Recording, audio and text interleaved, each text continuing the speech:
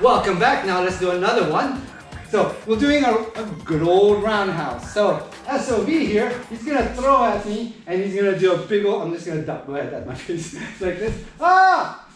If you see that, that's a lot of power coming at you. Yeah. Right? The main thing is people do this, there's nothing wrong with doing that. But if you're gonna do that, do this instead, right? Do that. Come out, just like boxers do, but you don't have to go that far. That's traditional. What I like you guys to do is go ahead. Here's your face. Get your hand there. That's where your hand was. Take your head out of the way, right? And then once he goes here, hands go up here. I'm gonna make a hammer fist right there, right? Uppercut, right? A good old, and then right here, right? Simple strike, strike, strike, right? So here. Whoa. Oh yeah. And then you go. Fun stuff. The rest you can go for or whatever. And you probably do that at a bar, jump around like that after you just pound it on them. Because there's a lot of sugar in alcohol. So I'm a cheap date. You know. Okay, well, good old roundhouse punch. Now, one of the things that we always go over is I like the idea of circle, straight, and I always talk about that when someone attacks with circle, your best line of defense is straight. If someone attacks straight, your best line of defense is circle. So as that punch comes in, if he's going circle, I go straight. So rather than defending, I'm attacking. So once you get from this position, we use a basic Jean Choi position. Also, people, it's punch. Leopard fist. But basically what you're doing is you're cutting the distance, and of course, even if it's coming with two punches, if he's going with one punch and he starts off, and once he swings in, you step in, that second punch is not going to get a chance to actually come out. Now from here, you're working at a different angle. So now I'm working at a different angle, and so I have this angle, and I can come straight in at this angle as well. So now I have a quick follow-up of 1, 2, I cut the distance, and I eliminate the threat.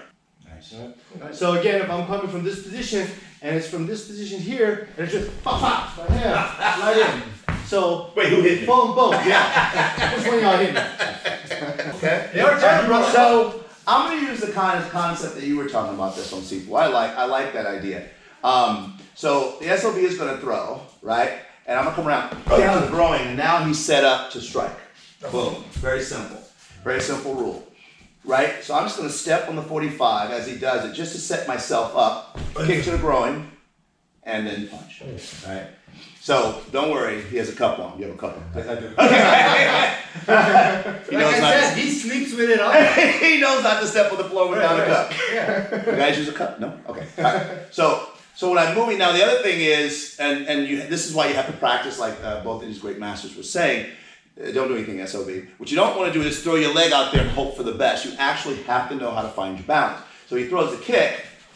I'm there, and I can rotate in to my strike, right?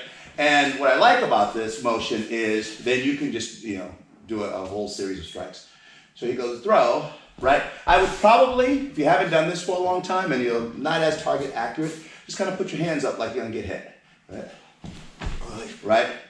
Boom, and then push into the nose. Show you, here's a good one. Push into the nose, and see my hand is back here, still past his head, because when he comes there, I'm going directly to the jaw. Just something fun to think about.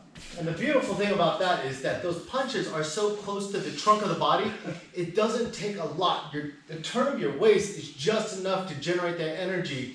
And of course, when we talk about the turn of the waist, the clinch of the fist, that's got some bite to it. And witnesses will be like, I don't know what happened. The guy stuck his leg out and the other guy just fell to the ground. But that alludes me to certain things. None of this will work if you guys do this. If he's trying to hit me, right? And before you hit me, go ahead, you're about like this. I'm going to start doing this, right? And then go ahead. But and once you do square off, all of that, what we're talking about, goes out the window. You need to think, this is not a competition. This is so you can get home, right? If you need to do dirty stuff, there is no dirty stuff in survival. No. And a lot of times I think actually if you have that moment and you do stance out, what you're doing is you're perpetuating that instance even more. Right. Because now you're inviting, let's go, you know, rather than having that element of Explosion. surprise and being able to explode. And again, like I said, your ultimate goal is go home at the end of that. Exactly. It's all about survival and that explosion. Absolutely. Like this man's shotgun. Alright? For me, especially as I've gotten older, I like to let him come closer. And people think that that's freaky. And it is scary until you start to understand why it works so well and you start having success. So let's just have him throw. If he comes here, I just throw it straight. I just want to show you something real quick. I have the advantage, right? Now most people are like, well, he has the advantage because he can just throw the second punch. So throw right and left. He doesn't have the advantage. What I did is I allowed his body to extend. So the same concept, he throws a round punch. I have the advantage, right? Because he's going to come to about here, maybe a little further, but he has to now get past my foot, right? Now let's say what happens if I don't want to use the foot. He throws that punch and boom. Now I go in. And it's just about learning how to take that space from him. So remember all of these little tidbits that you gotta understand. It's all about strategy, right? And how you're gonna how you survive. All right. So let's go on to the next one. Next one. Woo! It's like too much. That's it. Ancient art of Ching Ching Pow. Exactly.